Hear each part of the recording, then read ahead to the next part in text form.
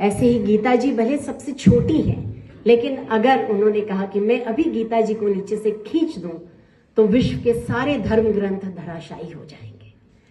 ठीक इसी प्रकार से अभी अभी गीता जयंती गई है, तो मैं आप श्री के समक्ष एक विनती रखती हूं कि देश भर के जितने भी विद्यालय हैं वहां पर यदि गीता जी को पाठ्यक्रम में लागू किया जाए तो देश का कल्याण होना निश्चित है।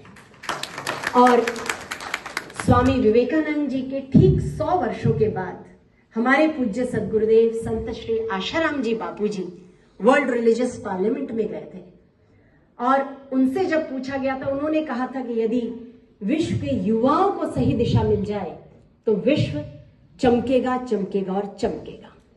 आज पूज्य गुरुदेव के सेवा कार्यों से कोई भी अनभिज्ञ नहीं है। आप यहां पर ही आप जाइए, गोगुंदा की तरफ जाइए, कोटड़ा की तरफ जाइए, वर्षों से भंडारे चलते आ रहे हैं। प्रति वर्ष आज भी भंडारे चल रहे हैं। आप देखेंगे वैलेंटाइन डे की कुरीति देश में आई, बच्चों को पाश्चात्य जगत की तरफ आकर्षित करना शुरू किया गया।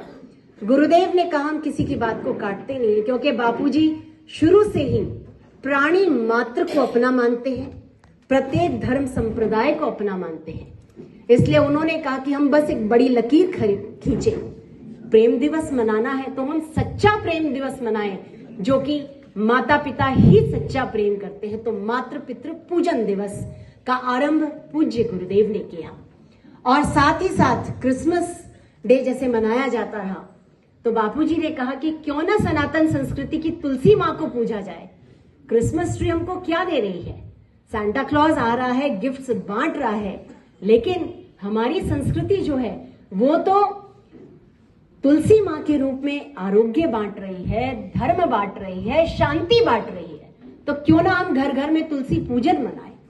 तो ये मातृ पितृ पूजन दिवस का आरंभ जो गुरुदेव ने किया, 177 देशों ने इसको आज तक मनाया है और 25 लाख से अधिक युवा इससे लाभान्वित हुए, उनके जीवन में सही दिशा ली है। तो इसलिए मैं सिर्फ इतना ही कहना चाहूंगी कि जैसे शून्य को अगर कहा उन्होंने कि शून्य पर आप बोलिए और गीता जी छोटी सी रख दी गई, ऐसे ही अगर आज हम बापूजी को सनातन संस्कृति की संत परंपरा से निकालना चाहें तो ये ठीक वैसा ही होगा कि पूरी इमारत धराशायी हो जाएगी।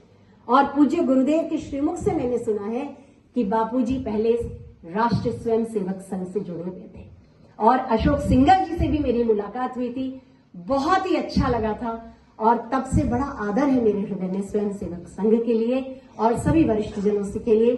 तो मैं बस इतना ही कहना चाहूंगी कि हम सनातन संस्कृति से जुड़े, अपनी जड़ों की तरफ लौटे, अपने गुरुओं का आदर करें। पाश्चात्य जगत या कोई भी कितना भी भ्रम क्यों न फैलाए मीडिया के द्वारा, लेकिन हम अपनी अंतरात्मा को झकझोर करके देखें कि क्या दिया है हमें हमारे संतों ने। क्योंकि आज एक एक को टारगेट किया जा रहा है, क्योंकि उनका उद्देश्य एक ही है कि सनातन संस्कृति मिट जाए, जैसे अन्य संस्कृतियां आज अजायब घरों में हैं। तो और हमें इस षड्यंत्र को हर कीमत पर नाकाम करना है और करना है। और इसलिए हमारे गुरुदेव एक कदम भी आज पीछे हटने को तैयार नहीं है। वो कहते हैं मेरी एक एक श्वास सनातन संस्कृति के लिए अर्पित है, मेरे शरीर का एक एक खून का कतरा इस संस्कृति के लिए अर्पित है। और इसलिए जब वो नहीं थकते तो आप और हम क्यों थक जाएं इन षड्यंत्रों से। तो मेरा बस आपसे यही प्रार्थना है कि हम सब मिलकर के एक मुट्ठी बन करके सनातन की परचम को विश्व भर में लहराएं, क्योंकि बापूजी हैं जिन्होंने ये नारा दिया था कि भारत विश्व गुरु के पद पर आसीन होगा और होगा। धन्यवाद।